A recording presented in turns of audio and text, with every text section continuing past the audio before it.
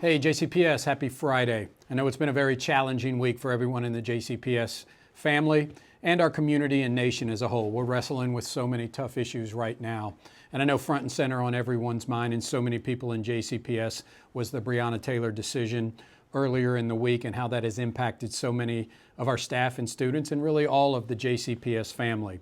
And first off, I want to say thank you. Thank you to all of our teachers and our counselors for your great work in supporting our students. So many of our students want to talk about this and have questions. And I've just seen so many examples of great discussions happening to support our students during very difficult and challenging times in our community, especially for our Black students and our Black employees. And so I really want to say thank you to all of our employees. These are tough conversations to have, and JCPS is stepping up to the plate. And this is the heart of our racial equity plan. And we are not where we need to be yet. And we are working so hard to bring racial equity to this JCPS district, to have the conversations we need to have the supports we need to have for all of our students, to change disproportionality and achievement gap. And one thing this has done for me has really pushed me to press harder on these issues so that we have racial equity for all of our students and staff. And that we eliminate the achievement gap. We can do this. And disproportionality. And I believe this can happen, and that's why I'm so passionate about the racial equity plan and really our revenue plan and the investment strategy in JCPS, because it's going directly to the students that need it most. And I believe this is the answer to many of our problems. There's many problems that need to be addressed with racial equity, but for me, education is the key. And making sure that we bring equity to every single student in this district and eliminate the achievement gap. We're going to continue to work hard. I believe we can be a model district around racial equity. As you know, we're also working around NTI and how we get back to school in a safe way. Guiding principle number one for us is safety and health. And then obviously student achievement and supports is right behind that. But without a doubt, we have to go with safety and health. So I held a press conference today. I know you can find that online, where we will continue with NTI after 6 weeks, but we are also rolling out our plan to bring students back to school. We are basing that on the guidelines provided to us by the State Health Department. Once again, you can find those on our website. Go to our website right at the top and hit the Return to School banner, and you will see the rubric that we are using to decide whether to go back to school or not. We need to get under 10 cases per 100,000.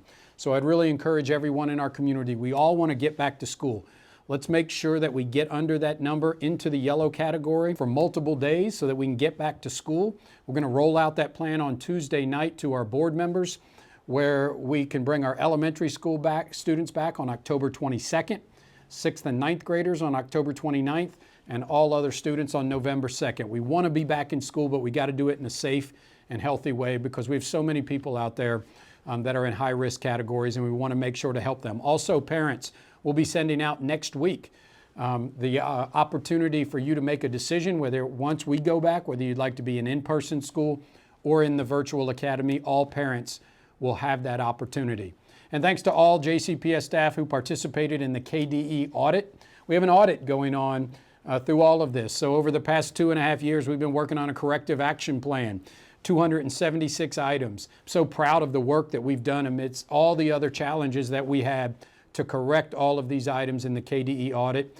And I've been so proud of everything I'm hearing about what we're showing off, the improvements in the district. So thank you. That continues into next week, but appreciate all your hard work.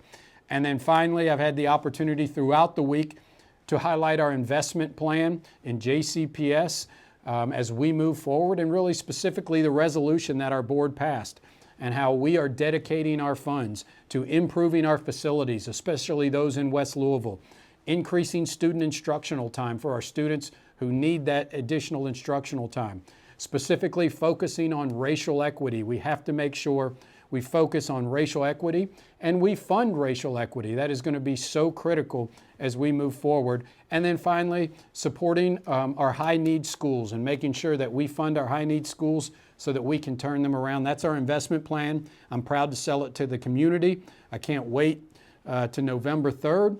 We'll continue to sell it and make that case. And just remember, yes, for JCPS, make sure you go follow any of the websites The social media platforms on Instagram, Twitter, or Facebook, please follow that Yes for JCPS page, and make sure to get with your school and ask for a yard sign to put in your yard.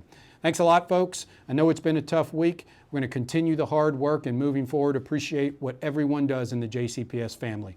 Have a great weekend.